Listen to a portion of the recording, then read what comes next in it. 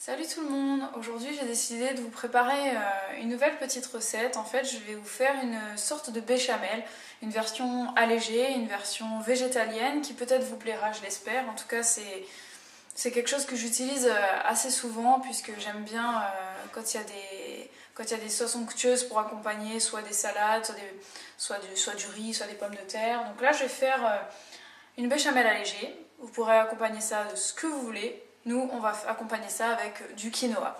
Donc, vous aurez besoin d'une courgette, vous aurez besoin de 3 clémentines, de la maïzena, parce qu'on va remplacer la farine par de la farine de maïs, tout simplement. C'est sans gluten. On va prendre du lait de coco ici, donc ce sera notre matière grasse pour remplacer l'huile d'olive, mais vous pouvez très bien mettre de l'huile d'olive si vous en avez envie, mais c'est bien mieux que le beurre.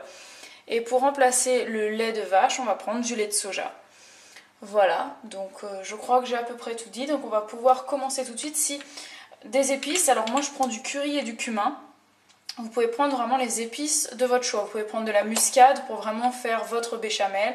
Vous pouvez mettre du sel, du poivre. Vous pouvez choisir des aromates. Si vous avez envie de mettre du thym, si vous avez envie de mettre du romarin.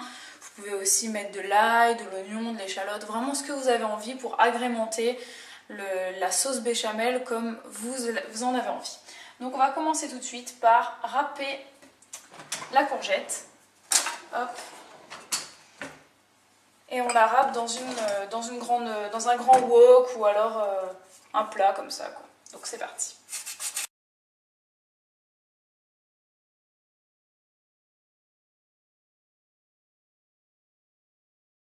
Donc ensuite, on va mettre un peu de curry. Là vraiment, c'est selon vos goûts, hein. Moi je peux pas vous dire, hein. Je mets un petit peu, quoi. Un petit peu de cumin. Hop, j'aime bien quand ça a beaucoup de goût. Voilà. Et ensuite, on va tout de suite commencer à presser les clémentines. Donc vous en avez 3. Et puis bah, c'est parti, hein.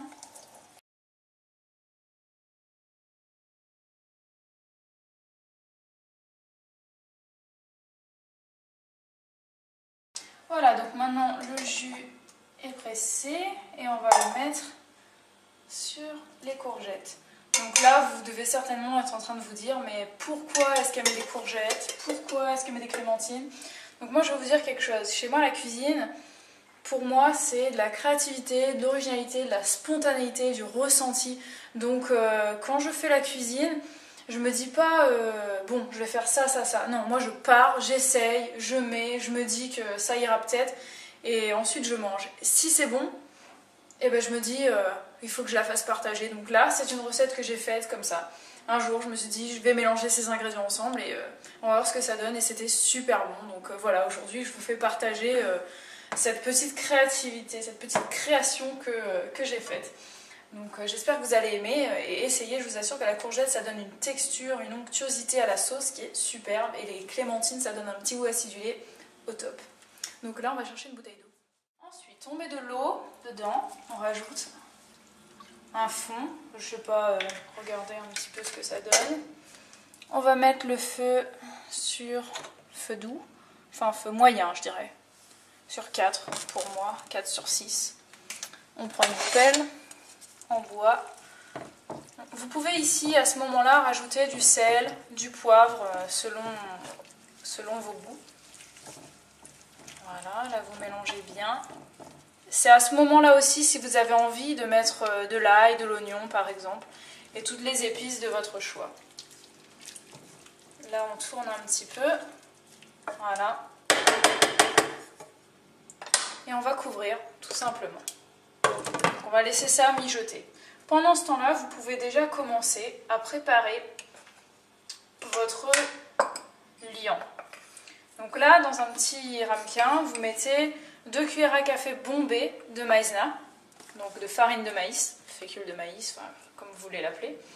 Et là, vous mettez du lait de soja dedans. Vous pouvez mettre aussi du lait d'avoine, hein, je pense que ça marche aussi bien. Le lait d'amande, peut-être pas, enfin ça apporterait peut-être trop de gras. On n'a pas forcément envie. Et là, on délaye, on mélange bien.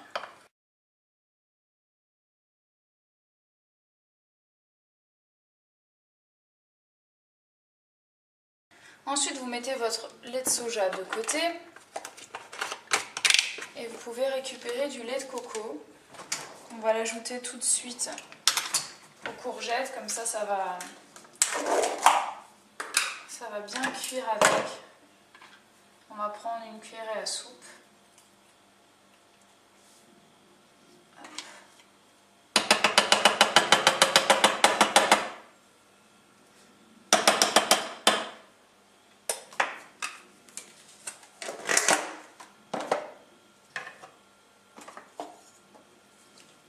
On mélange bien.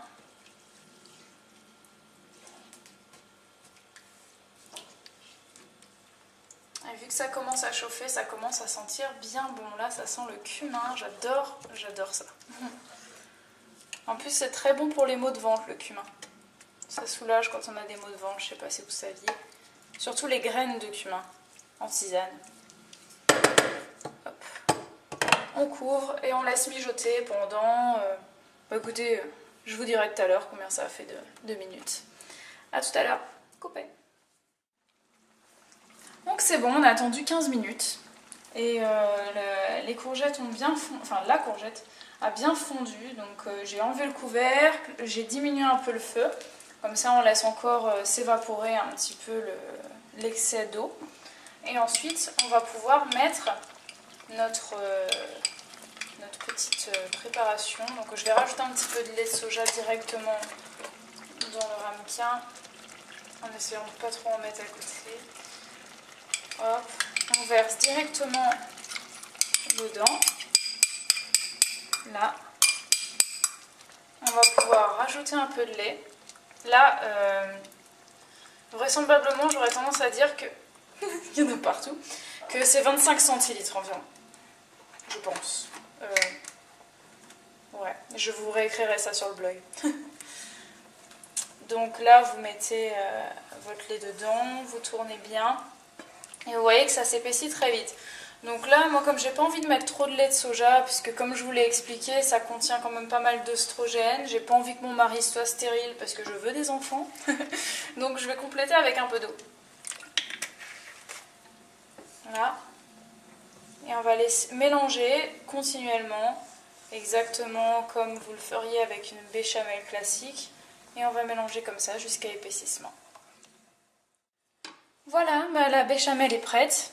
J'aime pas quand c'est trop épais, donc je m'arrête ici. Si vous voulez que ce soit plus épais, vous pouvez continuer à tourner, que l'eau s'évapore, comme ça après la sauce va s'épaissir. Si vous trouvez que finalement c'est trop épais, vous rajoutez un peu de lait ou un peu d'eau. Si c'est trop liquide, vous rajoutez un tout petit peu de maïzena tamisé pour que ça s'épaississe. Et comme ça, vous aurez la consistance exacte que vous désirez. Comme ça, pour moi, là, c'est parfait. Vraiment parfait. Je vais mettre ça sur du quinoa, ça va être super bon. Et puis on va accompagner ça avec une petite salade en entrée. Et puis ce sera parfait. Voilà, donc j'espère que cette recette vous a plu, que ça vous a donné envie de l'essayer. Et puis je vous dis à très bientôt pour d'autres vidéos. Et puis je voulais terminer en vous disant que je vous prépare une petite surprise sur cette chaîne. Donc restez au courant en étant sur ma page Facebook et sur mon autre chaîne, puisque je ferai une vidéo où j'expliquerai tout ça en temps venu. Voilà, donc je vous fais des gros bisous et je vous dis à très bientôt pour d'autres vidéos. Ciao!